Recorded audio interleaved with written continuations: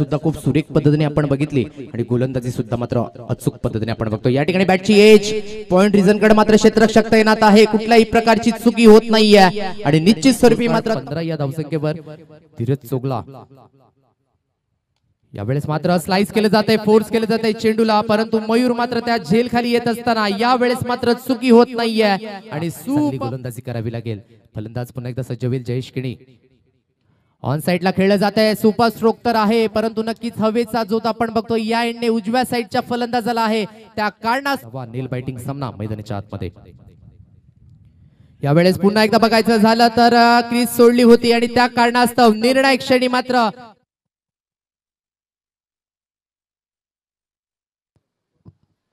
यावेळेस ऑन साइडला super stroke बघायला मिळतोय। क्षेत्ररक्षक मात्र त्या झेल खाली येत असताना जरी सुद्धा लो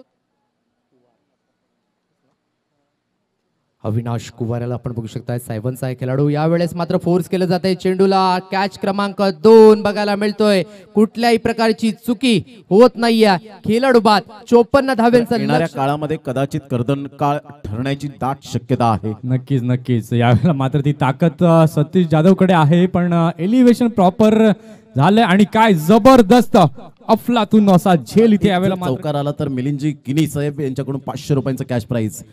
मोठा प्रहार करण्याचा प्रयत्न, या ठिकाणी गोलंदाज अविनाश स्वतः येतोय, गुड कॅच, फलंदाज या ठिकाणी बाद होताना पाहायला मिळेल तुषार।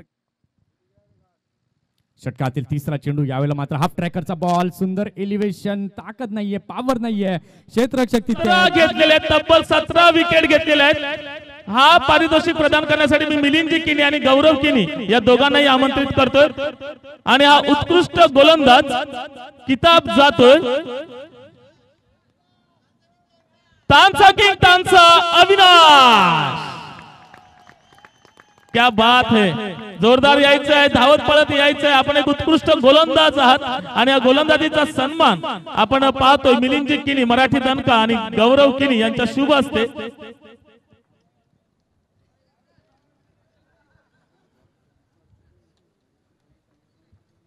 चला जोरदार टाळ्या होत्या त्यांच्यासाठी, क्या बात है।